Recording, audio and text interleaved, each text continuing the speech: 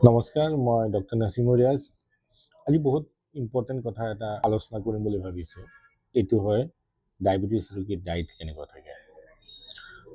দেখা যায় বহুত ডায়েবেটিছ ৰোগী ডায়েট লৈ পেলাই বহুত কনফিউজন থাকে। আমি মাটিৰ তলত বস্তু খাব নোৱাৰোঁ, আমি চাউল খাই আছোঁ, ৰুটি খালে ডায়েবেটিছ নহয় নেকি। চ' প্ৰথম কথাটো আমি ডায়েবেটিছ পেচেণ্টৰ কাৰণে আমি বুজিব লাগে যে কেনেকুৱা হ'ব লাগে। প্ৰথম কথা যে আমি চিম্পল ফৰ্ম অফ যোনটো কাৰ্বহাইড্ৰেট, যোনটো আমি জিভাত এবজৰ্পশ্যন আৰম্ভ হৈ যায়, সেনেকুৱা কাৰ্বহাইড্ৰেটটো আমি এভইড কৰিব লাগে। যেনেকুৱা চেনি, মিঠা। বহুত মানুহ কয় যে চেনি নাখাওঁ, গুড় খাব পাৰোঁ নহয়। গুড়, হানি, এইকেইটা চব চিম্পল ফৰ্ম অফ কাৰ্বহাইড্ৰেট হয়। এইটো জিভা পাই এবজৰ্পশ্যন আৰম্ভ হৈ যায়। সেইটো কাৰণে যেতিয়া মানুহ এজন চুগাৰ নীল হয়, আমি কওঁ যে পটককৈ চেনি খুৱাই দিয়ক, চ' ডেট চুগাৰটো পটককৈ আকৌ নৰ্মেল হৈ যায়। চ' এনেকুৱা ধৰণৰ কাৰ্বহাইড্ৰেটটো আমি এভইড কৰিব লাগে। কাৰ্বহাইড্ৰেট আমি যোনটো কমপ্লেক্স কাৰ্বহাইড্ৰেট হয়, সেইটো আমি কওঁ যে ডায়েবেটিছ পেচেণ্টে খাব লাগে।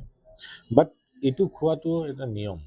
আমি যোনটো আমাৰ খাদ্য যোনটো আমি বা আমাক খোৱা প্লেট যোনটো হয়, যেতিয়া আমি খাব বহোঁ, চ' আমাৰ 50% আধা আমাৰ প্লেটৰ আমি ভেজিটেবল, শাক পাচলি হ'ব লাগে।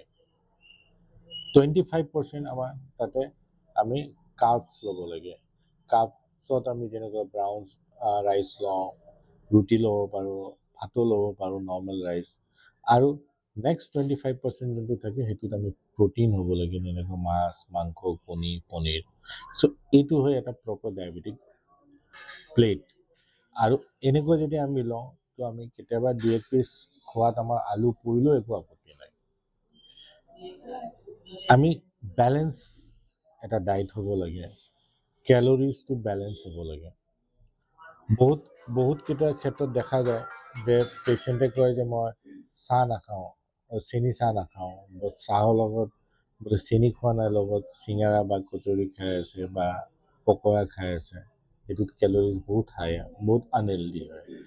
চ' চেনি চাহৰ লগত আমি চিৰা খাব পাৰোঁ, মুড়ি খাব পাৰোঁ, বা বিস্কুট হ'লেও চুগাৰ ফ্ৰী হ'লে 1 পিচ বা 2 পিচ খাব লাগে।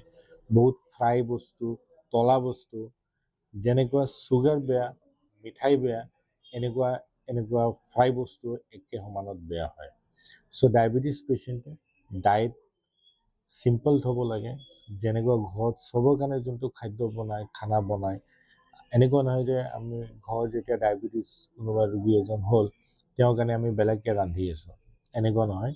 যেনেকুৱা আমি ঘৰত চব আমাৰ ফেমিলিৰ কাৰণে যোনটো ৰন্ধা হয়, তেওঁ তাতেই খাব পাৰিব।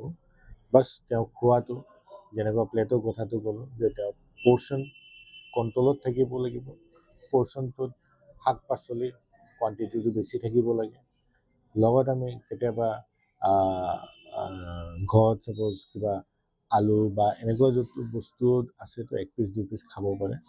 চ' এনেকুৱা আমি বেলেঞ্চ কৰি চলিলে আমাৰ ডায়েবেটিছটোও কণ্ট্ৰল হৈ থাকিব, আৰু আমাৰ চুগাৰটোও পটককৈ বহুত বাঢ়ি নাথাকে। আৰু খোৱাটো বহুত দীঘলীয়া গেপ হ'ব নালাগে। ডায়েবেটিক পেচেণ্ট, বিশেষকৈ যোনে ঔষধ, টেবলেট বা ইনচুলিন লৈ আছে, তেওঁলোকে খোৱাটো স্কিপ কৰিব নালাগে। তেওঁলোকে টাইমত খাব লাগে। বিকজ যেতিয়া পেচেণ্ট এজনে ইনচুলিন লয় বা দৰৱ খায়, চ' সেই বস্তুটো পেটত যোৱাৰ লগে লগে একশ্যন আৰম্ভ কৰি দিয়ে। বহুতকেইটা ক্ষেত্ৰত দেখা যায় যে মানুহ ৰাতিপুৱা ঔষধ খাই পেলাই বা ইনচুলিন লৈ পেলাই মৰ্ণিং ৱাকত গুচি গ'ল। সেনেকুৱা বহুত ডাঙৰ বিপদ হ'ব পাৰে, মানুহ মূৰ ঘূৰাই ৰাস্তাত পৰি যাব পাৰে। ডায়েবেটিক পেচেণ্ট সদায় ওলাই যোৱাৰ আগত বা বিশেষকৈ যেতিয়া এক্সাৰচাইজ কৰে, দৰৱ খাই পেলাই সেইকেইটা বস্তু কৰিব নালাগে। আগত তেওঁলোকে এক্সাৰচাইজ কৰি আহক। যেতিয়া আমাৰ খোৱাটো ৰেডি হৈ যায়, আমাৰ খানাটো যেতিয়া আমাৰ টেবুলত বা ডাইনিং টেবুলত আমাৰ ৰেডি হৈ যায়, তেতিয়া আমি দৰৱ বা ইনচুলিন লৈ পেলাই আমি খানাটো খাব লাগে। আৰু এটা ৰেগুলাৰ ইণ্টাৰভেলত আমি খোৱাটো খাব লাগে।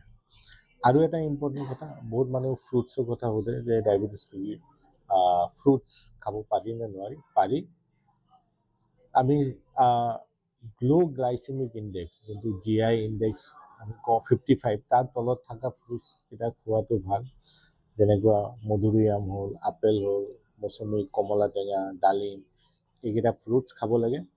আৰু এটা ছাৰ্ভিং মানে এক পিচ দিনত এটা ফ্ৰুটছ আমি খাব পাৰোঁ। ডায়েবেটিক ৰোগীয়ে খালে একো আপত্তি নাই।